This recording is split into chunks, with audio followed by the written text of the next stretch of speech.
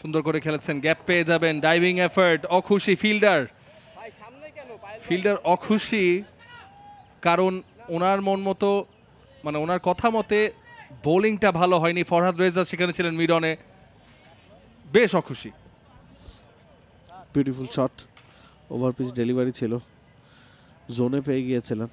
এবং যে কথাটা বলছিলাম, ডিপিএলে এবারও স্পিনারদের আধিপত্য বেশি।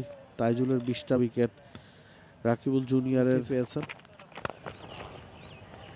আরও একটা wonderful shot, back to back 4।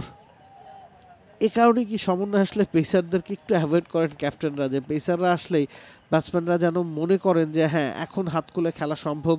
Walton আবারও মিলিয়নিয়ার অফারে ওয়ালটন ফ্রিজ কিনে আপনিও হয়ে যেতে পারেন মিলিয়নিয়ার।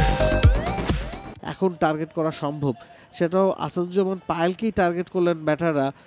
নিজের দল যখন বিপদে, তখন এক প্রান্তে পেসার আসার মাত্রই চাপটা যেন দূরে সরে গেল। এবং তিনিও বোলারদের তালিকায় একমাত্র পেসার যিনি সেরা 5-এ আছেন। 18টা উইকেট পায়েলের আছে। রাখা হয়েছে, ও হো, ব্যাটের বাহিরের কানায় লেগে উইকেট রক্ষকের নাগালের বাইরে চলে যাচ্ছে। ডাইভ আবারও পায়েলের পক্ষ থেকে, একটু আগেও তার ডাইভ দেখেছিলাম, কিন্তু 4 রানটা আটকাতে পারলেন না নিহাতুজ্জামান, একদমই খুশি নন।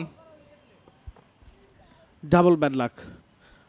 আমরা বলছিলাম যে এই ম্যাচে আপনি যদি 45 ওভার পর্যন্ত খেলেন, আপনি ম্যাচটা হেরে যাবেন।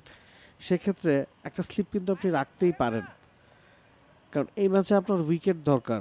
আপনি চান্সটা ক্রিয়েট করলেন, কিন্তু সেই চান্সটা আপনার ক্যাপ্টেন্সির ভুলের কারণে গ্র্যাব করা হলো না। আসাদুজ্জামান পায়েল, তিনি নিহাতুজ্জামান ওভারের প্রথম বল বোলারের মাথার উপর দিয়ে তুলে মেরেছেন, 1 2 3 বাউন্সে বল চলে গেল সীমানার বাইরে। 4 দিয়ে ওয়েলকাম করলেন নিহাতুজ্জামানকে সাকিব। দারুণ ব্যাটিং, বেশ পজিটিভ। দেখেন সময়টা নিয়েছেন। এর আগে যদি আপনারা স্ট্রাইক রেট দেখতে চান, খেলার সিচুয়েশন না বুঝে অ্যাসেস করতে চান, সেটা ফেয়ার হতো না। এবার পা ব্যবহার করেছেন এবং সবচেয়ে বড় কথা সোজা মেরেছেন।